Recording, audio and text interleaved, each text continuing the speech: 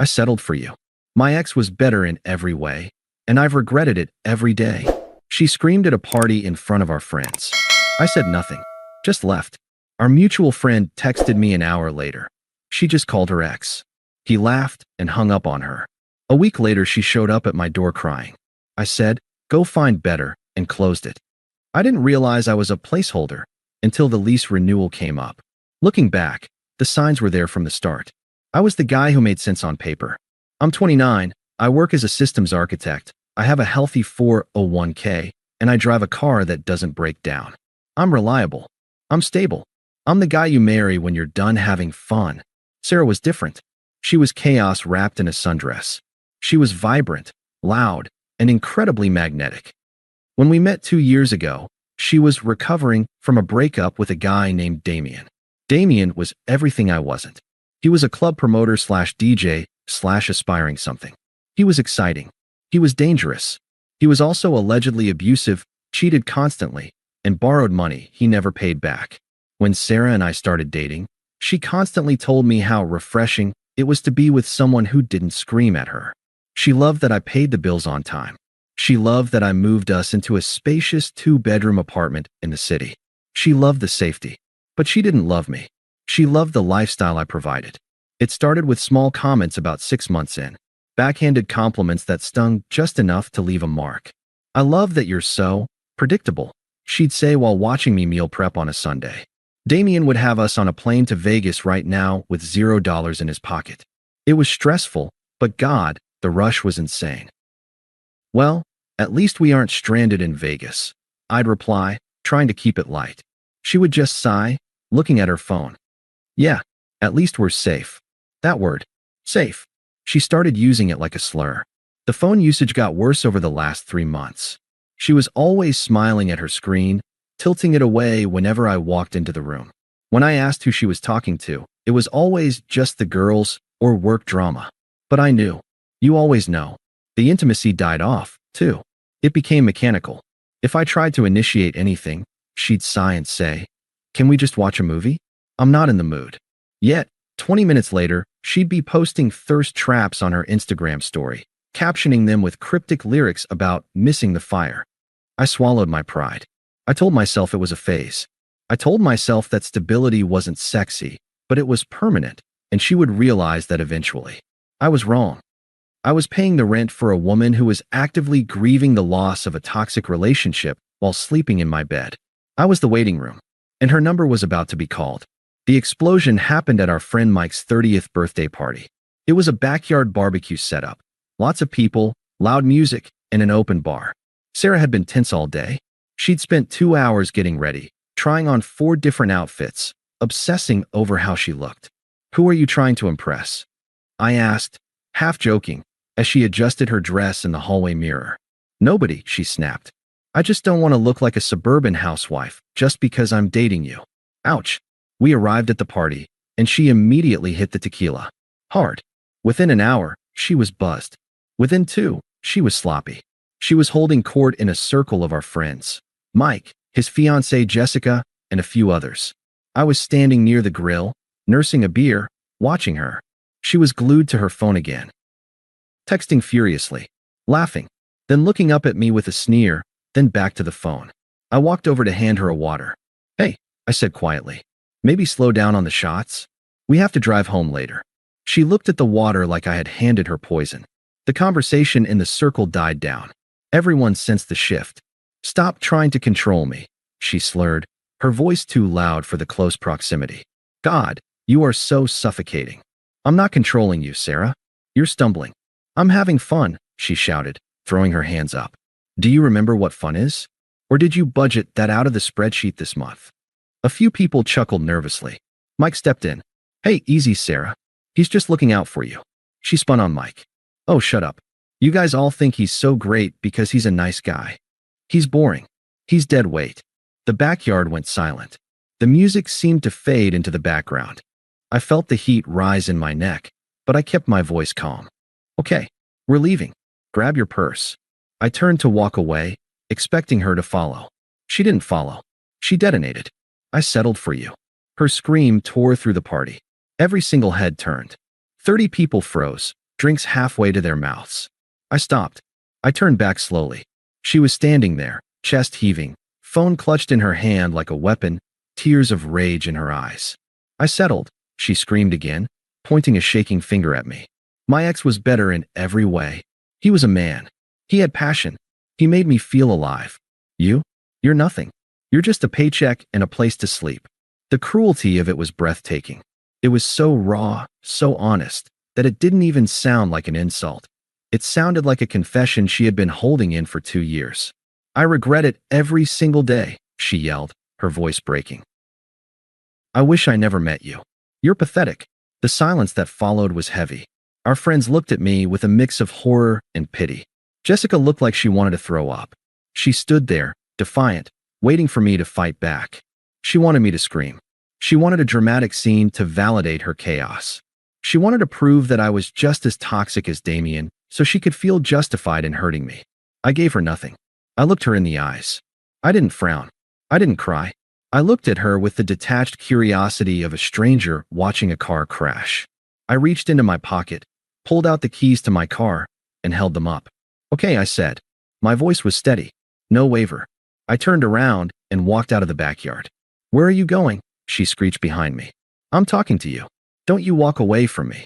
I kept walking. Through the side gate. Down the driveway. Into my car. I started the engine, backed out, and drove away. I didn't look in the rearview mirror. As I merged onto the highway, the silence in the car was beautiful. I expected to feel heartbreak. I expected to feel crushed. Instead, I felt the strangest sensation wash over me. Relief. I was finally free. But Sarah? Her night was just getting started. And as I would find out an hour later, she was about to make the biggest mistake of her life. I checked into a hotel about 20 minutes away. A Hampton Inn. Nothing fancy, just quiet. I didn't turn my phone on for an hour. I sat on the edge of the bed, staring at the beige wall, waiting for the wave of sadness to hit me. But it didn't come. Instead, my brain was running the numbers. The lease was in my name. The car was in my name. The streaming services were on my card. I wasn't losing a partner. I was shedding a dependent. When I finally flipped my phone screen over, it was lit up like a Christmas tree. 14 missed calls from Sarah. 6 voicemails. But I ignored those. I opened the text from Mike, the host of the party. It was a long block of text, sent 10 minutes after I left. Mike, dude, I don't even know what to say. You need to know what happened after you drove off. It was brutal. I texted back. Tell me. 3 dots appeared. Then, the play-by-play that sealed her fate. According to Mike, Sarah didn't chase after me. She didn't cry immediately. When I drove off, the crowd turned on her. Jessica, Mike's fiancée, apparently asked her, "What the hell is wrong with you?" Sarah, fueled by tequila and arrogance, decided to double down. She couldn't handle looking like the bad guy, so she tried to pivot. She tried to convince everyone that she was the victim of a boring relationship and that she could do better instantly. She pulled out her phone. She looked everyone in the eye and said, "You guys think I need him? Please. Damien has been begging for me back for months. Watch this." She put Damien, the abusive, unstable bad boy she had compared me to, on speakerphone. The entire party went dead silent. It rang twice. "Damien, hello?" Sarah, smug voice, "Hey. It's me." "Damien, Sarah? Why are you calling me?" "Sarah, I left him. I finally did it. I know you've been waiting for this. I'm ready to come over." There was a pause. The kind of pause that feels like an eternity. Sarah was smiling at her friends, waiting for her victory lap, waiting for him to say, "Baby, come home." Instead, Damien laughed. A cold, cruel, dry laugh that echoed through the backyard. "Damien, you left the guy who pays for everything? For me?" "Sarah, I what?" "I did it for us." "Damien, Sarah, you're broke and you're psycho. I slept with you last month because I was bored, not because I want you moving into my mom's basement with me. Stay away from me." Click. Mike said you could hear a pin drop in the grass. Sarah stood there, the dial tone buzzing in her hand. The upgrade she had thrown in my face had just publicly rejected her, called her broke, and admitted he was using her, all in under 30 seconds. The friend she tried to impress didn't comfort her. Jessica just laughed, a short, sharp shock of a laugh, and walked inside. The circle dispersed.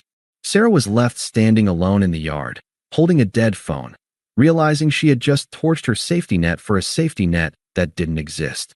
I put my phone down on the hotel nightstand. I didn't smile. I didn't feel happy. I just felt vindicated. The woman who told me I wasn't enough just found out exactly what she was worth on the open market. I slept like a baby. The kind of deep, dreamless sleep you get when a fever finally breaks. When I woke up the next morning, Sunday, my phone was at 4% battery. I plugged it in and watched the notifications flood the screen. 32 missed calls. 40 texts. I scrolled through them. The evolution of her panic was fascinating to watch in real time. 10:30 p.m., Saturday, pick up the phone. 10:45 p.m., you embarrassed me leaving like that. 11:15 p.m., where are you? Come home. 12:30 a.m., Sunday, I'm sorry. I was drunk. I didn't mean any of it. 2 a.m., baby please. Damien is a liar. I was just trying to make you jealous because I felt like you didn't care anymore. 4 a.m., I'm scared. Please call me. 8 a.m., are you breaking up with me?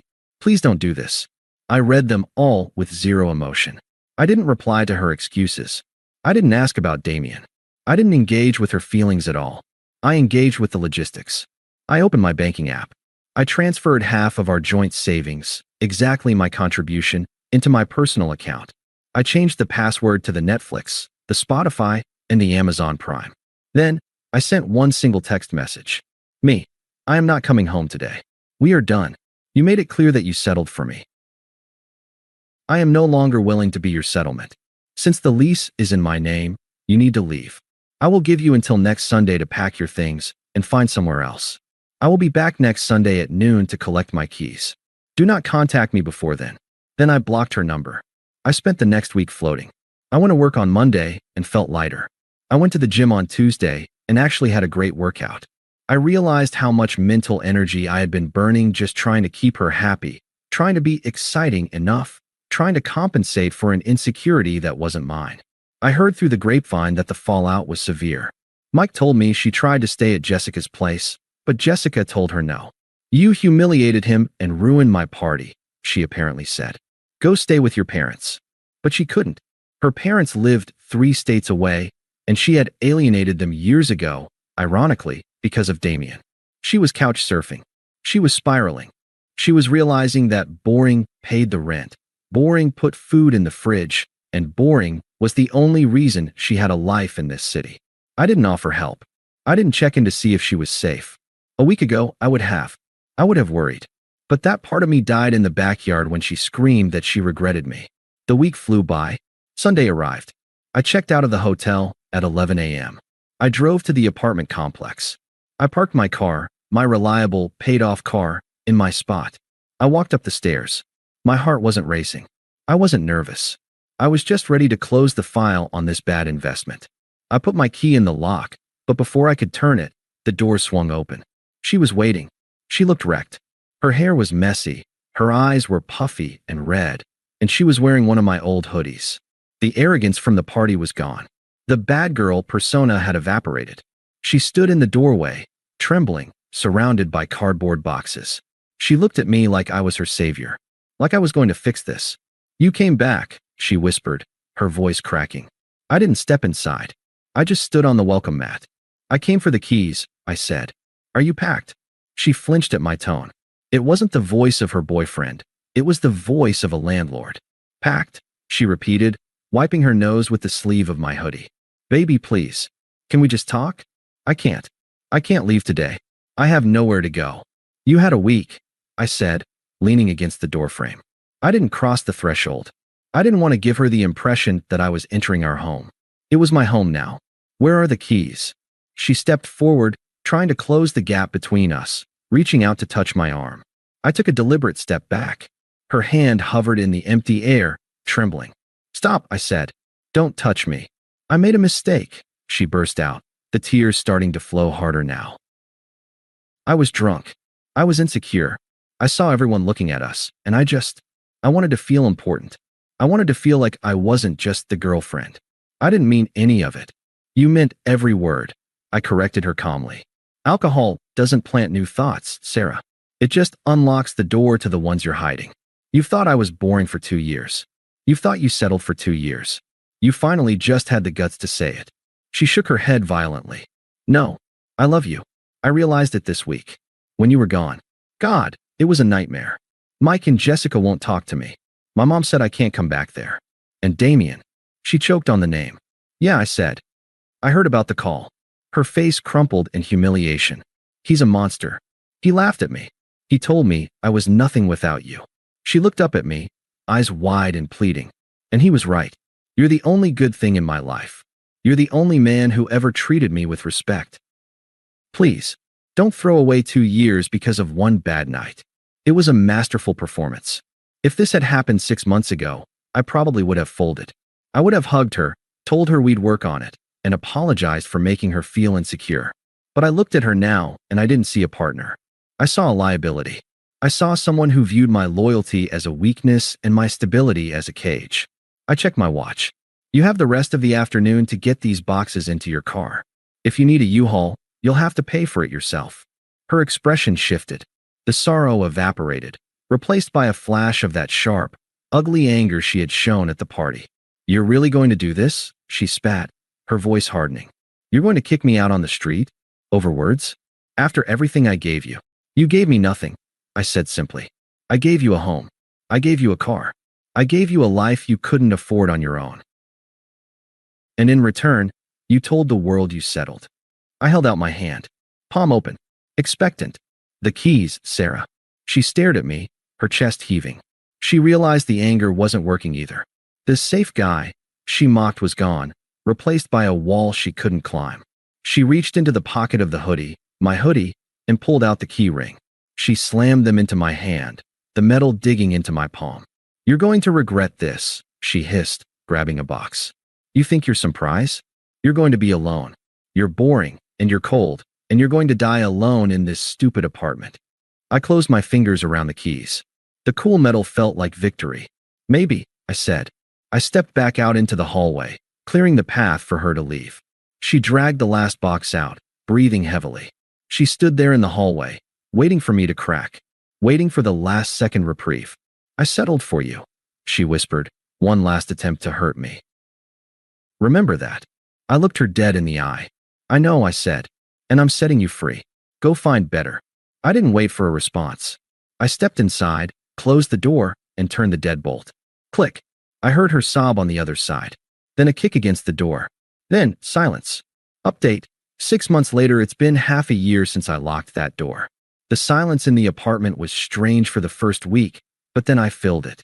I bought the expensive espresso machine she said was a waste of money. I started hiking on weekends instead of spending them at brunch places I hated.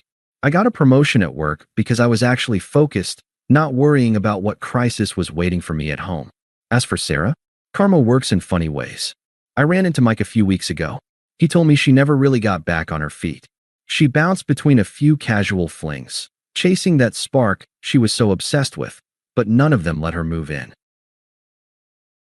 She's currently living in a studio apartment with 3 roommates on the bad side of town, working double shifts to cover her own rent. Mike said she asked about me. She asked if I was seeing anyone. He told her the truth. I'm seeing a pediatrician named Claire. She's kind. She has her own life, her own money, and her own ambition. She thinks my job is fascinating. She doesn't think safety is boring. She thinks it's a foundation. When Mike told Sarah that, she apparently just went quiet and looked down at her drink. She wanted excitement. She got it. She wanted the struggle. She got it. She said she settled for me. I finally realized she was right. I was the one settling. And now, I've finally upgraded. Thanks for watching.